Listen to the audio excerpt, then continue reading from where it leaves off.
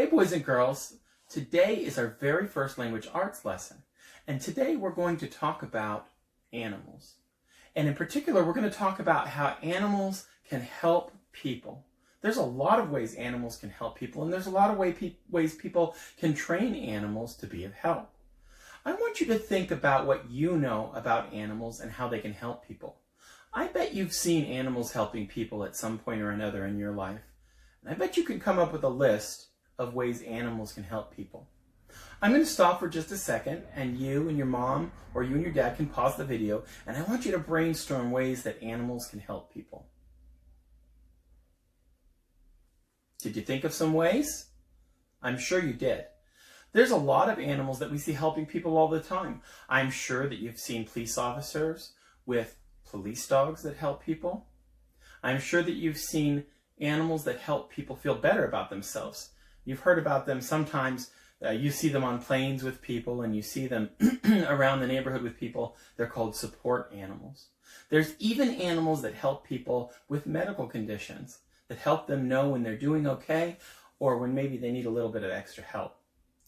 Today, we're going to read a story, and the story is called Ming's Teacher. Ming's Teacher is all about training a dog to be helpful.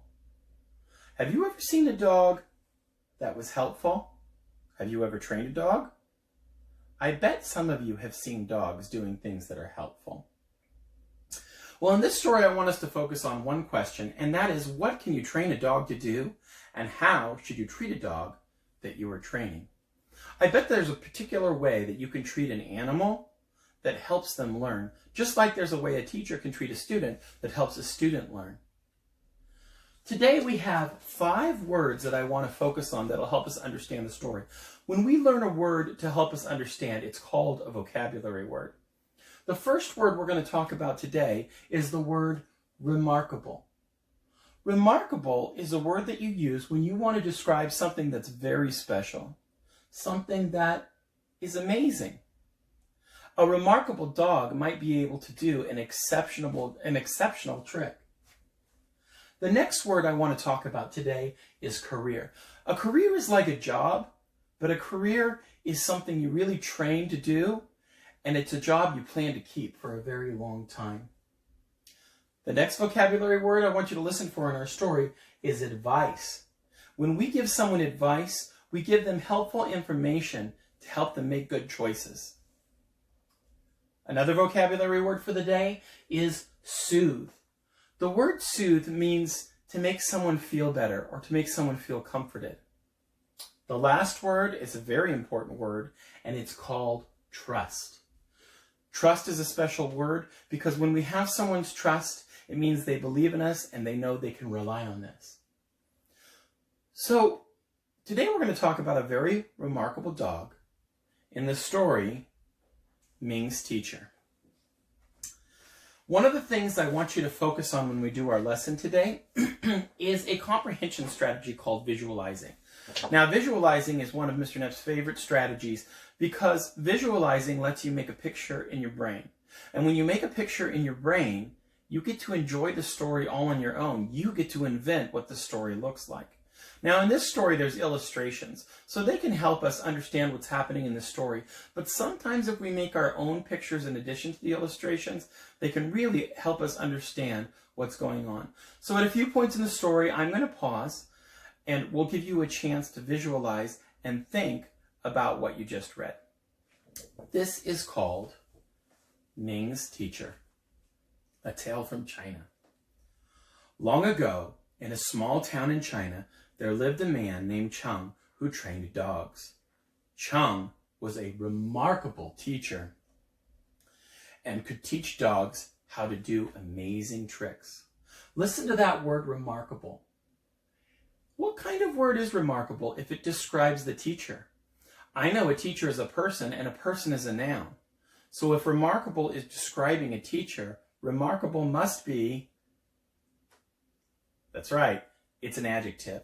It's an adjective that describes a teacher, a very special teacher, a remarkable teacher. One day, Cheng went to the town square with one of his gifted dogs. People gathered to see what the dog would do including a young boy named Ming, who was fascinated by Chung's skill. Chung held the dog's gaze for a few seconds. Then he began to hum a tune and clap his hands. The dog sprang up from her hind legs and danced in perfect time with the beat. After the performance, Chung rewarded the dog with a small treat and patted her head to show his approval. Everyone applauded to show their appreciation and excitement, especially Ming. I think we're going to take the first opportunity to talk about the comprehension strategy of visualizing. In this last paragraph, there was a sentence that I thought was a great one to visualize. It said, "The dog sprang up on her hind legs and danced in perfect time with the beat." I'd like you and your family member to pause the video, and I want you to make a picture in your head about the dog dancing, because this is an unusual scene. Go ahead and stop the video and imagine what a dog springing to his feet and dancing would look like.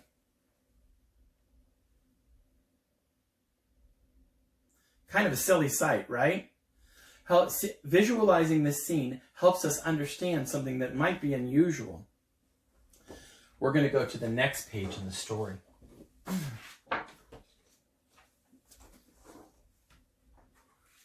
It's a cute little puppy.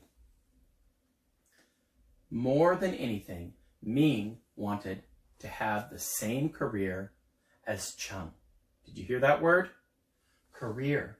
Career is another vocabulary word. Remember, career is a job that you train a long time for. So perhaps Ming thinks training a dog would be a good career. And I imagine you would have to train a long time to have training a dog as a career. I want to learn how to train dogs the way Chung does, Ming thought. After all, how hard can it be? Ming was eager to get started, so he found a stray dog that had been wandering around town. He took the dog home and named him Li. Ming tried to act just the way Chung had. He held the dog's gaze and then nodded. "Dance for me, Li," Ming commanded in a loud voice. He hummed a tune and clapped his hands the way Chung had, but Li responded by looking confused and scared. "Dance, Li!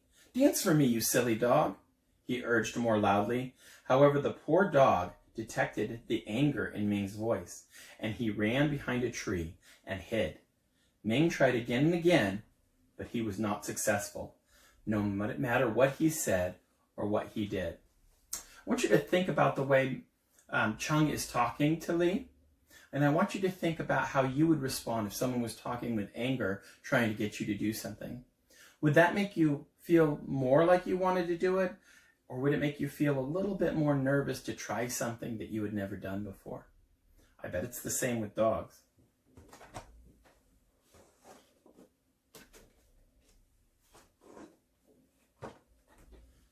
Now, Ming was totally confused and frustrated. He thought he was doing exactly what Chung had done. "Why isn't it working for me?" he asked himself. So he went to see Chung to ask for advice, and he brought Li with him. "Master, I've been watching you for a long time. Dogs always obey you. However, this dog pays no attention to what I say. I do not know what I'm doing wrong." "My dear boy, you want this dog to perform tricks," replied the wise man. "But what have you done for the dog? Are you kind to him? Do you soothe him when he's scared? Are you patient with him? Do you reward him when he does well?" Did you hear the word soothe? Remember, soothe means to comfort, to make someone or something feel better.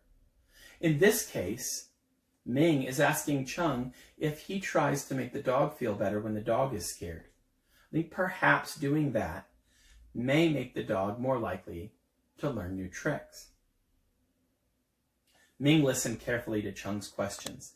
Then he nodded and smiled. "I understand what you're saying," he said. "Thank you, my teacher." And he couldn't wait to try tricks with Li again.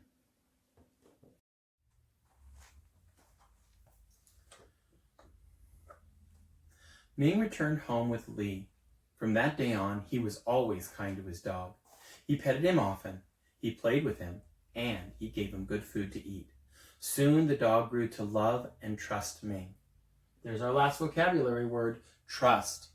Trust is when you know you can count on somebody because they've proved to you they are trustworthy. A few weeks later, Ming took Li to the town square. Several people gathered to watch them. Ming stroked Li's head and smiled at him. He held the dog's gaze for a few seconds. Then, in a kind voice, he gave Li commands to shake hands and roll over. Li happily did as he was told, and Ming rewarded him with a treat and patted his head again. The gathering crowd applauded, including Chung, who smiled at Ming. "You have learned an important lesson, my son," said Chung. "You must give first before you can receive. It is the way with all living creatures." I want you to visualize the look on Ming's face when he finally taught the dog to do tricks. Think about what the look on your face would be if you worked so hard to do something, to train an animal, and then they finally did it. I'm going to pause, and you can pause your video and talk a little with your mom and dad about what that look might look like after you visualize it.